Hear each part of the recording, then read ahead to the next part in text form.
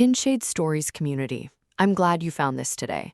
What happened in my office last Tuesday is something I'm still processing. She didn't cry when she told me. That's what I keep coming back to. Most people, when they're about to say something that will change everything, they tear up, their voice cracks, their hands do something involuntary. Not Ranata. She sat across from me in that chair, the one by the window, the one every patient gravitates toward, and she told me that her mother had been dead for 11 years. Then she paused, and then she said, "I just got off the phone with her this morning." She said it the way you'd say you forgot to pick up milk, completely flat, completely calm. And I've been doing this for 25 years, and I thought I had heard everything. I have not heard everything, because what came next, what she unfolded over the next hour in that room, was not a story about grief or delusion or a woman losing her grip on reality.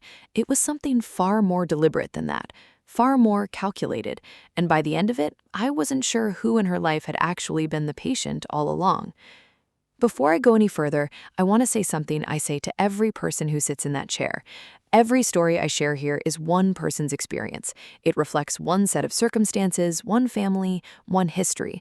What's true for Ranata is not a blueprint for anyone else's situation. Human relationships are layered in ways that no single story can fully capture. If anything you hear today connects to something you're going through, please reach out to a mental health professional. Not a podcast, not a video, a real person who can sit with you and help you sort through it. What I share here is meant to open a door, not give you all the answers. Ranata came to me from Baton Rouge, Louisiana. She was 43 years old when she first walked into my office, and she'd been living in the same city her whole life. She worked as a paralegal for a mid-sized firm that handled estate law, wills, trusts, probate. She told me that on our first session, and I remember thinking it was interesting. Estate law, the legal business of deciding what people leave behind and for whom. She was married, 12 years, to a man named Douglas. No children, by choice, she said. She came to me initially for what she described as general anxiety. She said she had trouble sleeping, trouble concentrating. She said she felt like she was waiting for something bad to happen, but she couldn't name what it was. I hear that a lot, that specific feeling, the sense that the ground isn't quite stable beneath you, even when everything looks fine on the surface. I call it background dread. It doesn't always have a clear source. Sometimes it's just accumulated stress. But sometimes, and I've learned to pay attention to this, it means that somewhere in a person's life, something is not adding up, and their nervous system knows it before their conscious mind does. Ranata and I worked together for about 4 months before she told me anything beyond surface-level details. She talked about work stress, she talked about a difficult relationship with her mother-in-law, she talked about feeling invisible in rooms full of people. She was articulate, she was thoughtful. She was also, I started to realize, exceptionally controlled. Every session, she gave me just enough, a little window, never the whole room. Then, in our 5th month, something shifted. She came in one Tuesday afternoon, and she looked different. Not disheveled, not visibly upset, just thinner around the eyes somehow, like she hadn't slept, but also like she'd been thinking so hard for so long that the effort had worn something away. I asked her how she was doing. She said, "I found something." I waited. She said, "I was going through some old boxes in my mother's storage unit. My mother passed 11 years ago, ovarian cancer. It was fast." She paused. In one of the boxes, there was a file, legal documents, and some photographs. I asked her what kind of photographs. She looked at the window for a long moment, then she said, "Of me, as a baby, but my mother wasn't in any of them, and neither was my father." She had grown up as an only child. Her father left when she was 4. Her mother, a woman named Cecile, had raised her alone, worked 2 jobs, talked about sacrifice constantly. Ranata had built her entire sense of self around that story, the hardworking mother, the absent father, the daughter who made good. The photographs she found showed a woman she didn't recognize holding an infant. There were handwritten notes on the back of some of them, a name she'd never heard, a city, Tulsa, Oklahoma, a date that placed her birth about 6 weeks before the date on her own birth certificate. She brought the file to our session. She put it on the table between us, and she looked at me and she said, "I think my mother stole me." I want to be careful here about how I say this, because those words sound dramatic, and Renata herself said they sounded dramatic. But she wasn't being dramatic, she was being precise. Because what she had found when she spread those documents out and started reading through them the way a paralegal reads through documents, carefully, methodically, with trained eyes, was what appeared to be an informal, private adoption. Not a legal one, a handshake arrangement, a birth mother in financial collapse, a woman named Cecile who wanted a child and couldn't have one, and a transaction that was almost certainly illegal, almost certainly undocumented through proper channels, and almost certainly buried the moment it was done. Her name at birth, according to the papers in that box, was not Ranata. She said, "I don't know who I am." She didn't say it dramatically. She said it quietly, like a person reading a street sign and realizing they've been on the wrong road for a very long time. We sat with that for a while. I didn't rush in with reassurance. That's a reflex a lot of people have. Someone says something painful, you want to immediately soften it. I've learned to resist that. Sometimes you have to let a thing be as big as it is before you start working with it. I asked her what she felt sitting there with those documents. She said, honestly, relief, and that terrifies me. That answer told me a lot. That background dread she described in our first session, the feeling of waiting for something bad to happen, she had been carrying a truth her whole life that she hadn't been allowed to know.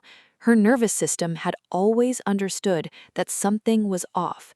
The relief she felt when she finally had the evidence wasn't about being glad her mother had done something wrong.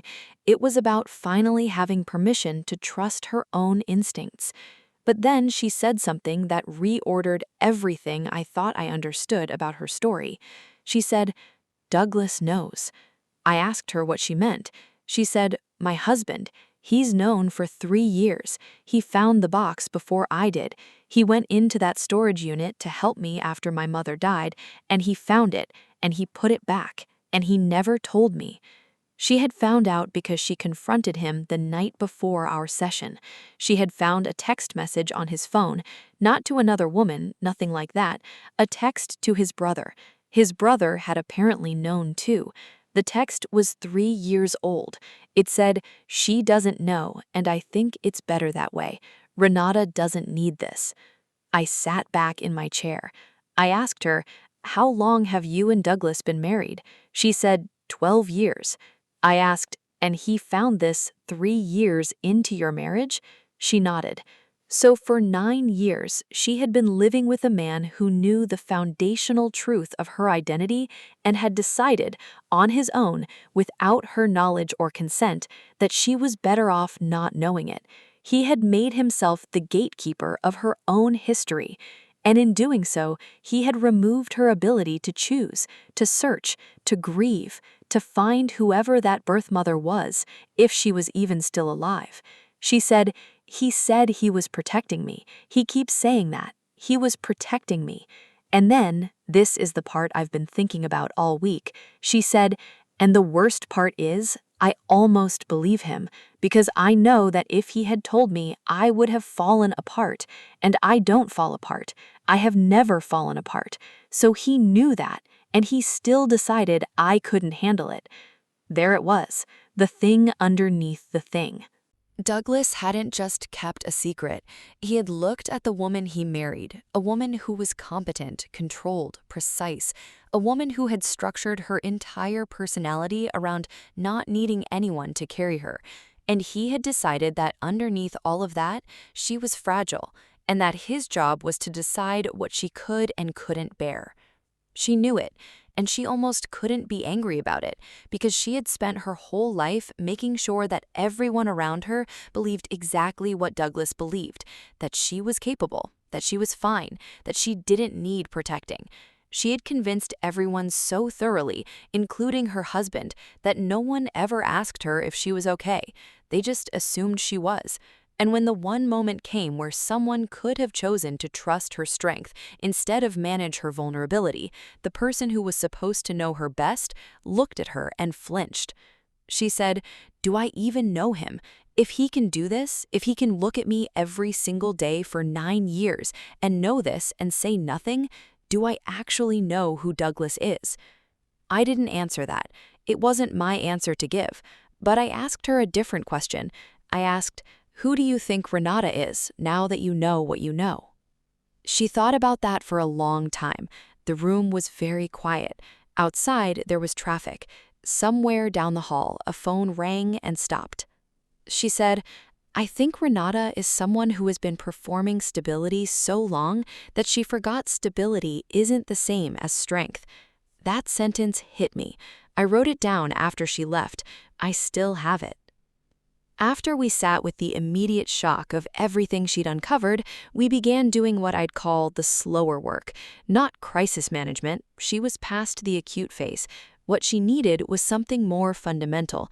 She needed to reconstruct a coherent story of her own life, because the narrative she's lived by, the one about Cecile, the sacrifice, the hard road, the identity she'd inherited, had been fractured, and fractured identity is one of the more disorienting psychological experiences a person can go through. We talk in therapy about attachment theory, the idea that our early relationships shape how we understand ourselves and how we connect to others. Renata's earliest attachment had been built on a foundation that turned out to be incomplete. That doesn't erase the love. It doesn't erase Cecile's role in her life, but it does mean that Renata had to go back and revise. Not discard, revise. I explained to her that grief isn't only for people. We grieve versions of ourselves. We grieve stories we believe to be true, and she was grieving several things at once. The mother she thought she knew, the husband she thought she could trust completely, and the version of herself that had been built on those two pillars. Together, we looked at what she actually knew versus what she'd assumed versus what had been decided for her without her consent. That's a crucial distinction, because one of the cognitive distortions she was falling into was treating all three categories the same, collapsing them into one big untrustworthy mass. I helped her see that Cecile's love, whatever her methods, had been real, that Douglas's fear, however wrong his choice, had come from knowing her, that she herself had contributed to a dynamic where everyone around her felt they needed to protect her from hard things, because she had made herself look so unbreakably composed. We talked about the birth mother, whether Renata wanted to find her. I didn't push in either direction. That's a decision that carries enormous weight, and it belongs entirely to the person making it. What I did help her think through was what she hoped to find, and what she was prepared to find instead. Those two things are rarely the same. We talked about Douglas. I reminded her that what he did was a real violation, not of faithfulness in the traditional sense, but of her autonomy, her right to know herself, and that no amount of good intention changes that. At the same time, I reminded her that people do things out of fear that they would never do from a place of courage, and that her marriage was not a simple verdict waiting to be delivered. It was something she would have to choose to examine, honestly, probably with the help of couples therapy, or choose to walk away from. That was her decision to own. I also gently reflected back to her what she had said about performing stability, that phrase, because I think that was the most important thing she said to me in the entire session. There's a particular pattern I see in high-functioning people, especially women who grew up in households where they had to be the reliable one. They build a version of themselves that never wavers, and then they wonder why people don't see their vulnerability, don't offer them softness, don't ask if they're okay. The answer is always the same, because they were never allowed to show that they needed those things. The performance became the person, and the real person got quieter and quieter over the decades, until even they forgot she was in there.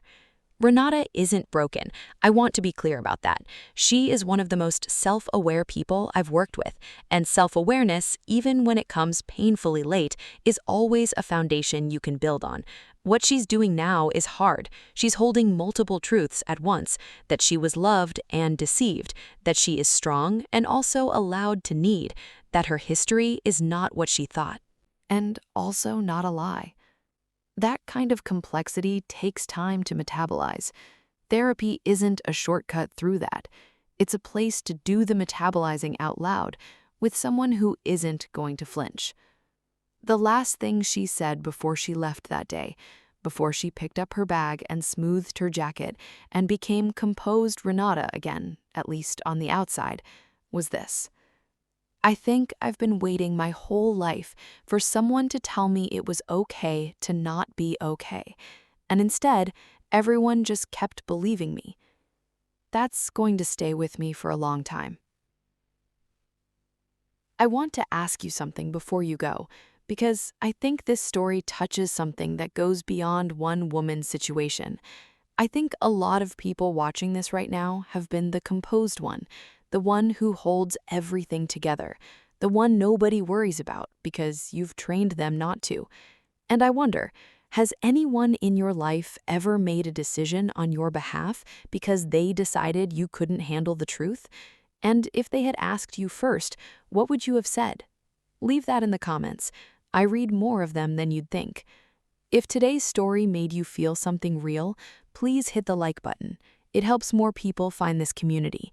And if you're not subscribed yet, I hope you'll consider it. There's a lot more to come here on Kinshade Stories. Take care of yourselves, and take care of each other.